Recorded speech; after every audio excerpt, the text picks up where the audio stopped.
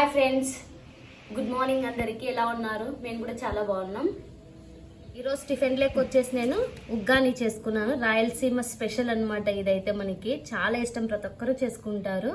దీనికి కాంబినేషన్గా వడలు కూడా చేసుకున్నాను అనమాట. ఆనియన్ వడలు ఇవి. ఈ కాంబినేషన్ అయితే సూపర్ ఉంటుంది అనమాట. ఈ రెండు కాంబినేషన్ ఎలా ఉందో టేస్ట్ చేసి చెప్తా. సో ఫ్రెండ్స్, మనమైతే పెట్టేసుకుందాము బజ్జీలు.